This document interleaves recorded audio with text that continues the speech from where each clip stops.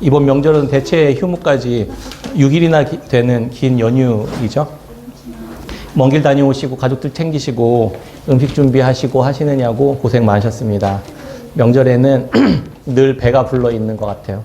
그래서 가족들과 함께 시간을 보내고 먹을 게 너무 넘쳐나서 풍요롭고 넉넉한 시간들이 얼마나 감사한지 모릅니다. 불과 몇 년 전만 해도 그 생각이 나요. 몇 년 전만 해도 코로나 때 우리 가족들도 못 만났는데 그런 날들이 있었어요. 기억나시죠? 다 잊어버렸어요. 근데 되게 오래된 것 같고. 자녀들이 TV를 보는데 자녀들이 전화를 안 받아가지고 무료 급식소에서 혼자 이렇게 식사를 하시는 또 어르신의 모습을 TV에서 보기도 한 것 같습니다. 풍요롭게 보낼 수 있는 것도, 기쁘게 얼굴을 마주할 수 있는 것도, 서로를 섬기고 또 배려하고 사랑할 수 있는 것도 우리에게 베푸신 그런 모든 것들을 하나님께서 주셨다는 것을 겸손히 받고 감사하는 마음을 잊지 않고 보내는 것이 되게 중요한 것이구나 그런 생각을 해보았습니다. 하나님 안에서 은혜로 살아가고 있다는 것을 인식하고 감사의 마음으로 생각하고 해석하는 훈련이 되어 있지 않으면 풍족하면 풍족할수록 오히려 더 불만족스러운 것들이 더 많이 눈에 보이는 것을 경험하게 됩니다. 열악했을 때에도 우리는 감사했었고 풍족했을 때에도 덜 풍족했을 때에도 더 많이 웃었던 것들을 기억하면서 하나님이 우리에게 베푸신 은혜를 더 많이 더 훈련하면서 생각하면서 또 그런 것들을 이제 바라보려고 노력하면서 애쓰면서 그렇게 보냈으면 좋겠습니다. 상황이 우리를 행복하게 하는 것이 아니라 하나님이 우리와 함께 하시기에 복음이 있기에 우리를 행복하게 하고 감사하게 할 수 있었으면 좋겠습니다. 그것이 진정한 의미의 신앙인이고 또 그리스도인이라고 생각합니다. 남은 연휴 감사함으로 더 풍족하게 또 잘 누리시고 복음 안에서 넘치는 감사와 기쁨의 그 선함들이 서로를 향해 더 많이 흘러가면 좋겠다 그런 생각을 하였습니다. 지난 시간에 요한계시록 2장 3장에 기록된 7교회에 보내는 편지에 대해서 우리 함께 나누었습니다. 세상에 속한 그런 교회가 이긴 자들이 되게 하기 위해서 교회마다 하나님께서 편지를 보내셔서 잘한 것들과 또 잘못하고 있는 것들에 대해서 이렇게 짚어주시면서 어떻게 이긴 자들이 되게 하셔서 그 하나님의 영원한 나라에 이르게 하시려고 하시는지에 대해서 우리 함께 살펴보았습니다. 이긴다는 것은 무슨 뜻일까? 이긴다, 이긴다 이런 생각하면 보통 다 이제 힘으로 싸워서 이제 정복하고 이긴다 이런 생각을 많이 하잖아요. 그리스도께서 근데 이 땅에 오셨을 때 반전이 일어난 거죠. 십자가에서 오히려 죽어버리시는 그 사건, 또 부활하는 사건을 통해서 이기셨다는 것을 우리에게 계속 이야기해주고 있었죠. 그래서 예수님이 이기신 분이다. 어린 양의 삶으로, 어린 양의 방식으로 이기셨다. 십자가에서 죽으심으로 이기셨다. 이걸 계속 우리에게 알려주었습니다. 교회들에게 그 이야기를 해줬어요. 그게 이기는 거다. 이렇게요. 하나님의 말씀에만 온전히 순종하셔서 이 땅에 오신 예수 그리스도께서 십자가에 돌아가신 거죠. 그게 이긴 거라는 거예요. 그게 믿음으로 이겼다는 거예요. 그걸 우리에게 알려줬습니다. 예수님은 로마와 종교자들의 권세 아래에서 잔인하게 죽임을 당하셨습니다. 그런데 어린 양이 도살장에 이렇게 끌려가듯이 십자가에서 무기력하게 죽으시면서 이기셨다는 것을 우리에게 알려주었습니다. 하나님의 보좌 앞에 이미 계신 예수 그리스도를 사도 요한이 바라보면서 그분의 모습이 어린 양 같았다 이렇게 고백하는 게 바로 그런 의미입니다. 그분의 방식이 천국에 이르는 그분의 방식이 어린 양의 방식이고 십자가의 방식이었다라는 것을 우리에게 알려줍니다. 그러면서 교회들에게는 너희들도 이 같은 방식으로 예수 그리스도를 따라와야 된다. 이 같은 방식으로 이 땅에서 너희들이 살아야만 한다라는 것을 요한계시록 종말의 이야기를 하시면서 교회들에게 이야기해주고 있는 것입니다. 그것이 오늘날 우리들에게도 동일한 것이죠. 그 모습은 되게 다양했다 이렇게 이야기해줬습니다. 실제 죽임을 당하면서도 예수님을 끝까지 포기하지 않았던 믿음의 삶의 모습이었을 수도 있고 그게 에베소 교회가 그랬었고요. 처음 사랑을 버리고 머리로만 알고 있었던 그런 신앙에서 돌이키는 것도 그것도 믿음으로 이기는 길이다 이런 이야기를 해줬습니다. 나의 유익, 나의 쾌락, 나의 만족들을 그런 것을 계속 쫓아가면서 살아가는 그런 믿음과 맞바꾸는 삶이 아니라 그것을 이 믿음으로 인내하고 견뎌내는 것이 이기는 삶이다 이런 이야기를 계속 해줬죠. 세상의 질서와 문화에 어쩔 수 없이 이게 뭐 세상 살아가려면 어쩔 수 없는 거야 라고 생각하면서 또 믿음과 맞바꾸는 일들을 하지 않는 것. 이게 이기는 길이라는 겁니다. 전적으로 내가 다 이긴 것, 내가 다 해낸 것처럼 보이는 그런 성취와 열매들을 가지고 이게 내가 한 거라고 하지 않고 그리스도께서 하나님께서 나에게 베푸신 일이라고 고백하는 것이 이기는 자의 삶의 모습이라는 것. 그렇게 살아갈 때 하나님의 나라, 천국에 이르게 될 것이다라는 것을 우리에게 7 교회에 보낸 편지를 통해서 알려주셨습니다.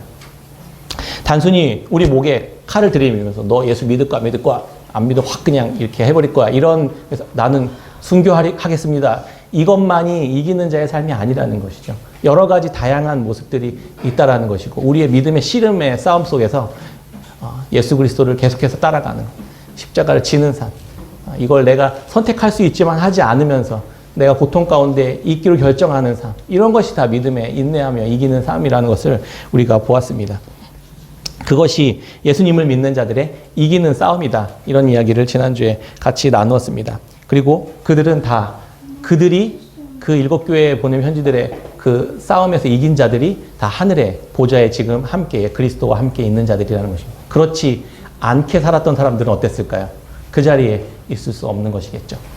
요한계시록은 1차적으로 도미티아누스 황제 시절에 있었던 핍박과 환란과 박해와 그런 끔찍한 그 어려움 가운데에서도 예수 그리스도를 믿고 그분만을 따르기로 믿음을 지켜냈었던 그렇게 승리했었던 자들에게 보내는 편지였었잖아요. 사도 요한이 반모섬에서.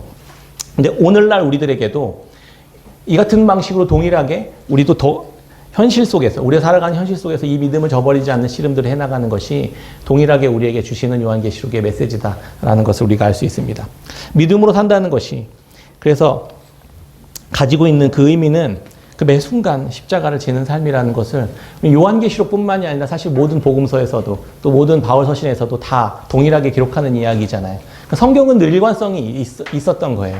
요한계시록뿐만이 아니라 예수 그리스도께서도 그랬고 그들을 따른 제자들의 삶도 동일하게 다 십자가를 지는 삶, 어린 양과 같이 사는 삶이었습니다. 오늘 이 말씀에서도 24장로들의 이야기를 보면서 24장로들이 어떻게 그 보좌에 하나님의 보좌에 앉아서 그리스도께 영광을 돌리는 삶을 살게 되었는지를 그들이 가지고 있었던 받았던 것들을 통해서 함께 살펴보려고 합니다. 사도 요한은 7 교회들에게 보내는 편지를 다 기록한 후에 눈을 들어서 하늘을 바라보게 되었습니다. 근데 하늘에 열린 문이 하나 있는 것을 확인합니다. 그게 4장 1절의 이야기죠.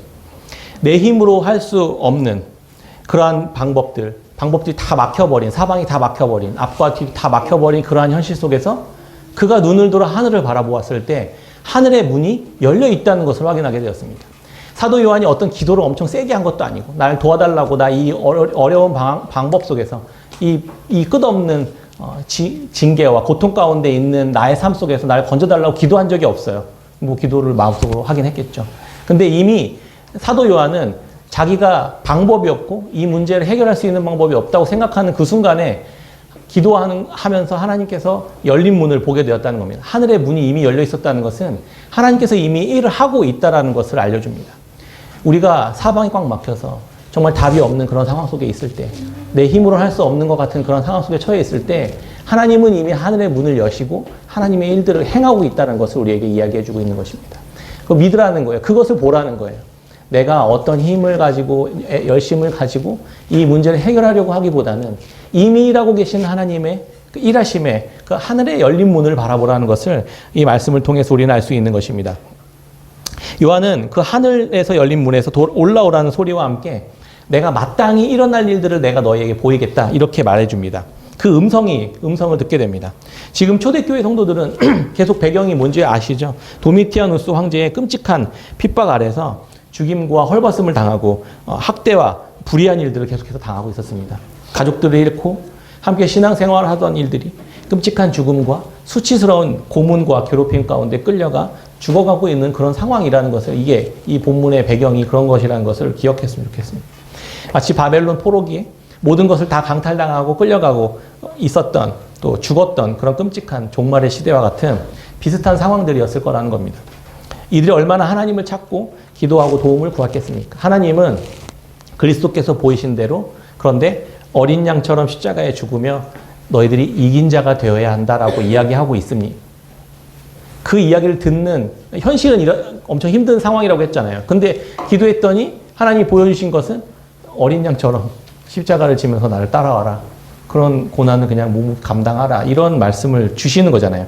솔직히 좀 너무 힘든 상황에서 하나님께서 좀 뭔가 좀 길을 내시고 뭔가 도움을 주셨으면 좋겠는데 그런 게 아니라 오히려 더 그것들을 잘 감당해라 이렇게 오히려 말씀하시니까 되게 야박하게 들리는 거죠. 다 내팽개치고 하나님을 저주해도 좀 타당해 보일 정도로 극심한 핍박 가운데 있었는데 그런 상황 속에서도 그러면 이제 내가 마땅히 일어날 일들을 내가 너희에게 보일 것이다. 이렇게 이야기해주고 있는 것을 우리는 알 수 있습니다. 사도 요한은 성령에 감동되어서 하늘 보좌에서 일어나고 있는 일들을 딱 보게 되었습니다. 그 문 안에서 일어나고 있는 일이요. 하늘 보좌 문 앞에서 문이 열린 그 문 안으로 봤더니 하늘 보좌에 있었던 상황들을 환상으로 보게 되었습니다. 그때 그 주위에 하나님의 보좌가 있었고 그 주위에 24장로들이 앉아 있었다 이렇게 증언하는 것이죠. 이들의 특징은 흰 옷을 입고 있었다는 거예요. 흰색 옷을 입고 있었고 머리에는 금 면류관을 쓰고 있었다 이렇게 증언합니다. 그 주위에는 네 생물이 이렇게 있었는데 그 생물의 모습이 사자 같았고 송아지 같았고 사람 같았고 독수리 같았다 이렇게 기록합니다.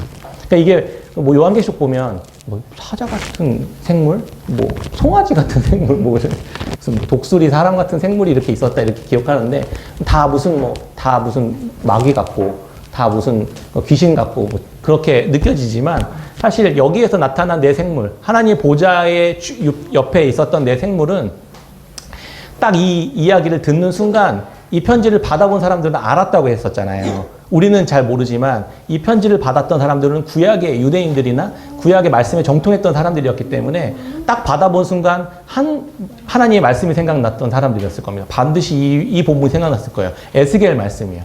에스겔이 바벨론 포로기로 끌려갔을 때 5년 만에 그 그발강가에서 하나님 환상을 보여주시는데 하나님의 보좌를 똑같이 봅니다. 그때 봤던 네 생물이 이 생물과 똑같아요. 그러니까 에스겔 1장 말씀을 보면 이 네 생물이 동일하게 있다는 것을 우리는 알 수 있습니다. 그러니까 요한이 봤던 네 생물이 동일하게 에스겔이 봤던 환상 속에 있는 네 생물이랑 똑같았다는 것을 알 수 있습니다. 이들은 천사들이거든요. 하나님의 말씀을 따라 순종하는 천사들. 그걸 보면서 이런 생각을 하게 되는 거죠. 에스겔이 보았던 환상을 보았었던 그때의 상황의 배경이 포로기였잖아요. 그리고 지금 요한이 바라봤었던 이 환상의 배경은 포로기와 같은 굉장히 끔찍한 상황들, 로마의 압제 속에서 굉장히 학대를 당하고 있었던 교회들을 향한 이야기라는 배경이 두 개의 그 환상을 봤었던 배경이 동일하게 지내고 있다는 것을 보면서 비슷한 상황으로 흘러갈 수 있다는 것을 우리는 예측할 수 있는 것이죠.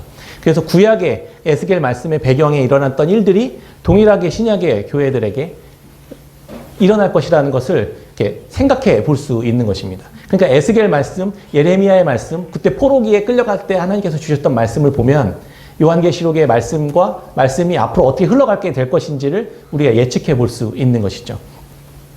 네 생물의 모습은 그래서 그렇게 우리가 추측해 볼 수 있습니다. 이 네 생물은 하나님 곁에서 하나님의 말씀을 따라서 움직이는 천사들이에요. 이들은 보좌에 계신 하나님을 밤낮 쉬지 않고 찬양하고 예배합니다. 그분의 이름을 높입니다. 그래, 거룩하다, 거룩하다, 거룩하다. 주 하나님 곧 전능하신 이여. 전에도 계셨고 이제도 계시고 장차 오실이시라. 이렇게 계속 하나님을 높이고 그분을 영화롭게 하는 일들을 계속합니다. 천국에 가면 우린 영원히 이렇게 찬양하는 일들, 예배하는 일들을 하게 될 것입니다.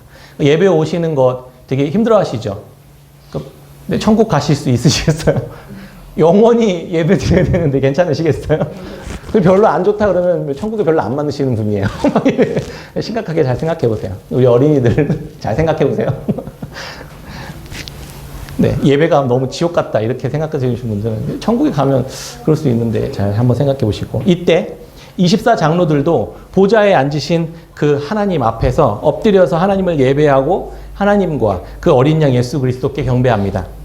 그 이야기가 주께서 만물을 지으셨으니 영광과 존귀와 권능을 받으시는 것이 합당합니다라고 고백하면서 하나님께 예배하는 장면이 나옵니다.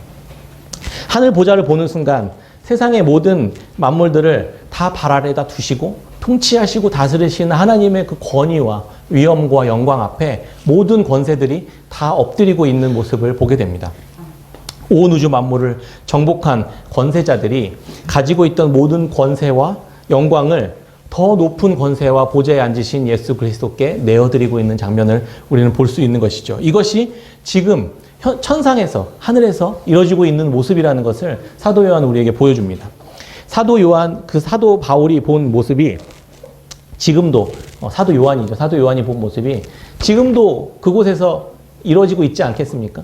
그리고 동시에 그곳에 앞으로 있게 될 우리들이 이곳에서 드려야 될 모습이 예배의 모습이라는 것을 우리는 알 수 있습니다. 근데 여기에 24장로들은 누굴까 이런 생각을 하는 것이죠. 그래서 뭐 영적으로 계시를 받았다 이런 분들이 뭐 24장로들이 누구다 이런 설명을 하는데 그들이 쓰고 있는 금관과 그들이 입고 있는 흰 옷에 대한 특징들을 우리가 함께 살펴보면 그들이 누구인지를 대충 알 수 있습니다. 첫 번째는 이들의 특징이 흰 옷을 입고 있다는 겁니다. 학자들의 공통된 연구에 의하면요.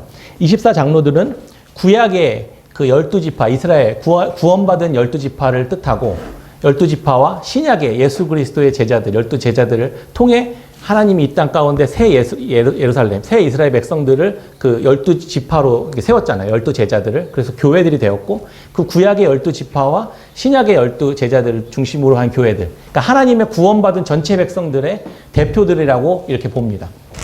그러니까 이들이 이제 구원받은 신약과 구약, 역사 속에서 구원받았던 모든 이들을 대표하는 이들이 24장로들이에요.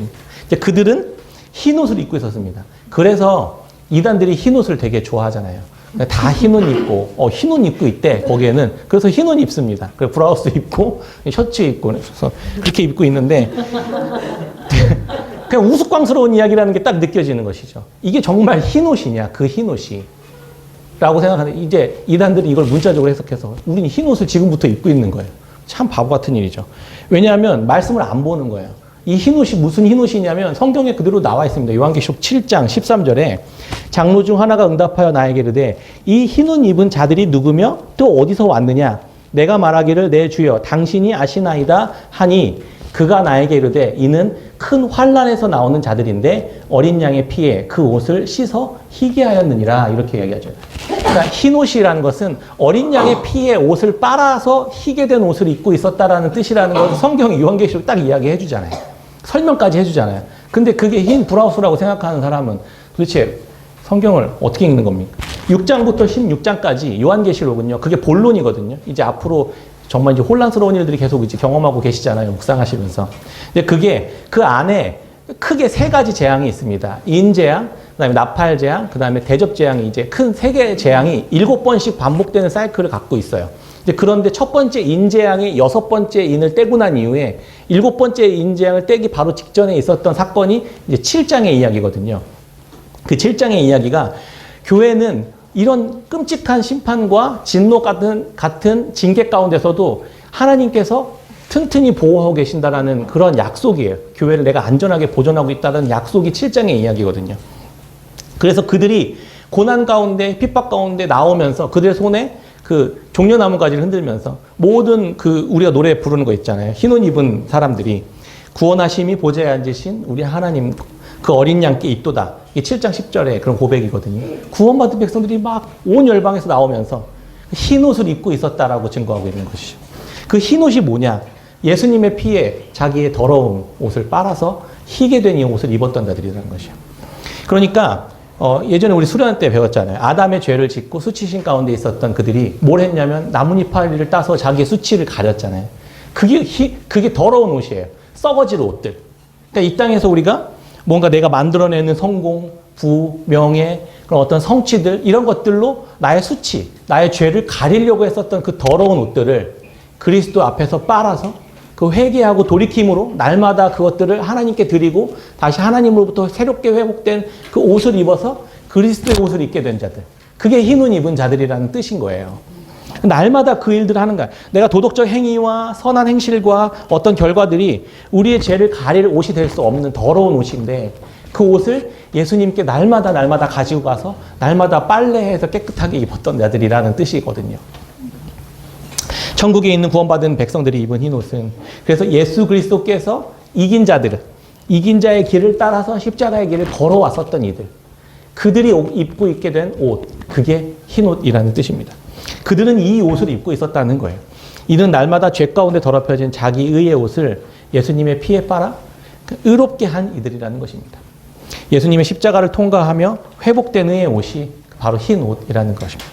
자기 십자가를 지고 예수님을 따르는 이들 내 공로와 의로 깨끗하게 되는 것이 아니라 예수님께서 이루신 그 십자가 앞에 나아가 내 죄와 거짓과 불의와 탐욕과 더러움을 날마다 죽이고 그분의 의로움을 얻는 그런 빨래를 한 자들, 매일의 빨래를 한 자들. 저는 이것을 예배라고 생각합니다. 날마다 그 예배 가운데 나아갔던 사람들. 성전을 잃었지만 그럼에도 불구하고 하나님의 보좌 앞에 나아가 예배했던 자들. 그 집 안에서 내가 어디에 있던, 내가 무엇을 하던 그 자리에서 다시 빨래, 이 예배를 하는 자들. 그들이 지금 천국에 있는 24장로들이 입고 있었던 흰옷이라는 것입니다. 날마다 그분의 은혜 앞에 나의 자기 의를 깨트리며 나아갔던 자들이라는 의미가 흰옷 입은 자들입니다. 그래서 흰 브라우스 굳이 안 입으셔도 괜찮습니다. 우리는 이미 그리스도로 인해 흰옷을 입은 자들이기 때문입니다. 이들은 단순히 천국의 보좌 앞에서만 예배를 드리고 있었던 자들이 아니라는 것을 알 수 있는 것이죠. 그 예배는 그들이 거기서 그렇게 예배를 할 수 있었던 것은 이 땅에서도 동일하게 예배를 드리고 있었던 자들이라는 것을 우리는 알 수 있습니다. 화려한 언변과 예배라는 것이 찬양과 노래와 시끄럽게 악기를 두드리고 뭐 이렇게 쿵짝거리고 뭐 물론 그건 되게 중요한 것이지만 그런 여러 가지 기도와 예배와 어떤 행위들로 하는 것이 아니라 그걸 넘어서서 우리 삶의 일상의 예배들, 우리의 삶의 자리에서 날마다 흰 옷으로 빨아가는 그런 삶의 예배 가운데 드렸던 자들이 그곳에 있는 자들이라는 것을 우리는 알 수 있는 것입니다. 저 천국에 이르게 될 우리들은 그래서 오늘도 날마다 그리스도의 피에, 그리스도의 십자가의 은혜에 자기의 옷을 빠는 깨끗하게 된 자들로 살아가는 자들이라는 것을 우리는 늘 기억했으면 좋겠습니다. 두 번째 특징이 있습니다. 금관을 쓰고 있었다라고 알려줍니다. 24장로들은 7개의 교회에 주었던 편지들을 다 승리하고 이겼던 자들입니다. 이겼던 자들, 그 믿음으로 승리한 자들입니다. 이들은 흰 옷을 입은 특징과 함께 금관을 쓰고 있었다는데 금은 천국의 특징을 나타내거든요. 실제로 천국에 가면 금밭으로 되어 있을까요? 금은 보화로 쫙 길이 나 있고 좌우로 다 금으로 되어 있고. 근데 생각해 보면 그렇지 않을 것 같다는 생각이 좀 듭니다. 왜냐하면 금이 가치 있는 이유는 희소성 때문이잖아요. 지금 이 땅에서는 금이 그렇게 많지 않거든요. 지금까지 역사 속에서 인류가 캐낸 전체의 금이 한 19만 톤 정도밖에 안 된다고 해요. 19만 톤. 그러니까 다 더해도 전 인류가 다 캔 금. 그래 희소성 때문에 금이 값이 있고 값이 나가고 귀한 건데 천국에 갔는데 다 금이면 지금 우리 발에 채이는 돌이랑 뭐가 다를까요? 그냥 나가서 아무나 주워올 수 있는 금이면 가치가 별로 없는 거잖아요. 그래서 이것보다도 별로 그런 가치가 별로 없을 거다라는 생각이 드는데 이 땅에서 우리가 이해하기 좋게 금이라는 것이 가지고 있는 그런 표현들을 우리에게 해주는 건 아닐까 이런 생각을 해봤습니다. 금관을 썼다는 것은 그들이 믿음으로 이긴 그 희소한 자들이라는 생각을 좀 해봐요. 아까 이제 찬양했을 때 남들 다 그냥 안 가는데 그 길을 굳이 왜 힘들게 너만 가냐 아까 그런 찬양을 했었잖아요. 우리는 희소한 자들이에요. 그리스도의 길을 따라가는 아주 희소한 자들. 그런 의미에서 우리는 금관을 쓰고 있는 자들 아닐까 이런 생각을 해봤습니다. 또 다른 특징은, 더 중요한 특징은 금은 불변하는 특징 때문에 금이 귀합니다. 금이 화폐로 우리 역사 속에 지금도 가치가 있는 이유는 오랜 시간이 지나도 전혀 변하지 않는다는 거죠. 우리 안에 하나님께서 그리스도를 통해 주신 그 믿음은 오랜 시간, 영원한 시간이 지나도 변하지 않는다는 것을 우리에게 얘기해 줍니다. 그 믿음을 가지고 있는 자들이 천국에 있는 24장로들이 쓰고 있었던 금관의 의미가 아닐까 이런 생각을 해봤습니다.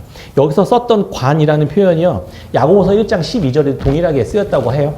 그래서 야고보서 1장 12절에 보면 시험을 참는 자는 복이 있나니 이는 시련을 견디어낸 자가 주께서 자기를 사랑하는 자들에게 약속하신 생명의 면류관을 얻을 것이기 때문이라. 여기서 생명의 면류관이라는 뜻이 요한계시록에 썼던 그 관이랑 같은 의미라고 하더라고요. 시험을 참고 견딘 자들이 얻는 것이 생명의 면류관이다 이렇게 이야기하잖아요. 이 생명의 면류관을 내가 너에게 줄 것이다 이 표현도 지난 시간에 우리 같이 봤잖아요. 그 생명의 면류관을 내가 주리라고 약속했던 그 교회가 서머나 교회잖아요. 목숨이 날아가도 그 믿음을 지켰던 자들에게 내가 너희들에게 생명의 면류관을 주리라 이렇게 약속하셨잖아요. 그들이 받았던 면류관이 바로 그 금관이었던 겁니다. 이 관은요. 믿음으로 예수 그리스도와 그분의 이름만을 붙들고 시련과 고난과 박해와 핍박과 죽음의 위협, 유혹, 위협 그런 것들로부터 다 견뎌냈던 자들이라는 것을 의미합니다.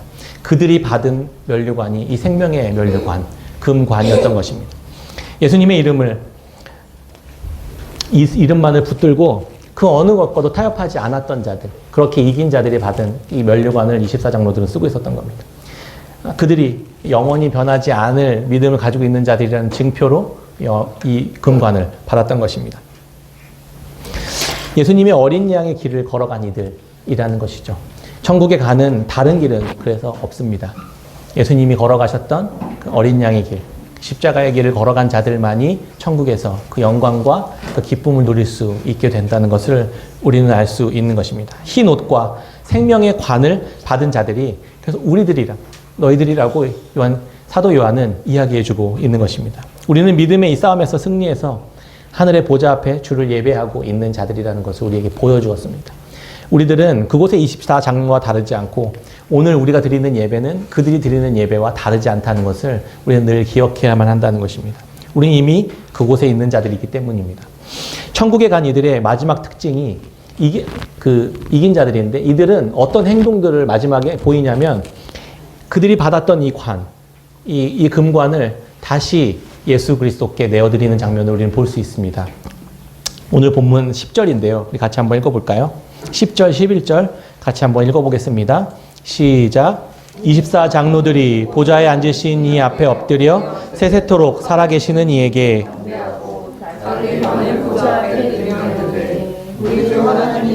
영광과 주께서 만물을 지으신지라 만물이 주의 뜻대로 있었고 또 지으심을 받았나이다 하더라. 아멘. 이 면류관을 벗어서 하나님께 내어드린다는 이 모습은요, 학자들에 의하면 정복한 왕에게 하는 행동이라고 그렇게 알려져 있더라고요. 그러니까 우리는 그리스도께 완전 정복당한 자들이라는 것을 이야기해 주는 것이죠. 그리스도의 사랑과 그분의 은혜에 완전히 정복되어서 그분의 길만 걸어갈 수밖에 없었던 자들이라는 표현이 이 관을 다시 그리스도께 드리는 그런 모습이라는 것입니다. 이제는 내 능력과 내 수고와 내 능력, 내 지혜와 애씀과 그런 것들은 하나도 나를 의롭게 하지 못한다는 것을 그런 것들이 나의 수치와 죄를 가릴 수 없다라는 것을 고백하면서 보였던 행동들이 바로 이 왕관을 벗어 드리는 것입니다. 아시안 게임이 한창이잖아요. 우리 선수들이 금메달 많이 따고 있죠. 되게 멋있죠. 네. 인터뷰를 보면 특이한 점이 있어요. 금메달 따기 위해서 이 선수들이 얼마나 노력했겠습니까? 정말 피땀으로 흘렸겠죠. 그러면 어떤 선수들이 이거 라면에 참치 넣고 싶대요. 네? 갑자기? 네. 아, 그래. 이따가 우리 라면 같이 먹자. 한수영 선수가 금메달을 확정 짓고 가쁜 숨을 몰아쉬면서 인터뷰를 했습니다. 당연히 금메달 딴 것은 그들이 흘렸던 피와 땀과 같은 눈물이 때문에 얻은 것이잖아요. 그들이 수고했기 때문에 얻은 것이잖아요. 그런데 희한한 인터뷰를 하는 것을 봅니다. 종종 그런 인터뷰를 많이 보죠. 이 모든 영광을 하나님께 다 돌리겠습니다. 그러면서 이 메달을 딸 수 있었던 것은 부모님과 가족들의 신뢰와 헌신과 희생 때문이었습니다. 그러면서 그 메달을 부모님께 걸어드리고 이렇게 가족들에게 영광을 돌리는 모습들, 그런 인터뷰하는 모습도 종종 보죠. 요번에 있었다는 건 아니에요. 저는 요번에 못 봤습니다. 종종 봅니다. 이 14장로들이 하는 행동들이 바로 이와 같은 것이죠. 물속에 빠져서 허우적대고 결국 죽을 수밖에 없었던 이에게 구조대가 나타나서 구명투구를 던지고 줄을 내어주었습니다. 그리고 그 줄을 잡아서 건짐을 받았어요. 그러면 그 사람이 어떻게 하겠습니까? 아, 내가 애쓰고 수고해서 이 줄을 잡았기 때문에 내가 구원을 얻었습니다. 이렇게 고백할까요? 아, 내가 튜브를 잡은 내 팔에 힘이 있었기 때문에 내가 구원을 받은 거죠. 라고 자랑하겠습니까? 아니에요. 절대 그렇게 얘기하지 않을 겁니다. 오히려 그건 더 교만한 것이죠. 아, 나는 이렇게 잡았는데 이 사람은 그 튜브로 못 잡는 능력이 없었기 때문에 이 사람은 구원 못 받은 겁니다. 라고 정죄하고. 그런 사람이 있을까요? 그런 사람은 없을 겁니다. 구조대가 그 모든 것들을 다 했기 때문에 나는 그저 이걸 붙잡아 왔기 때문에 나는 건진을 받았습니다. 라고 고백할 수밖에 없는 것이겠죠.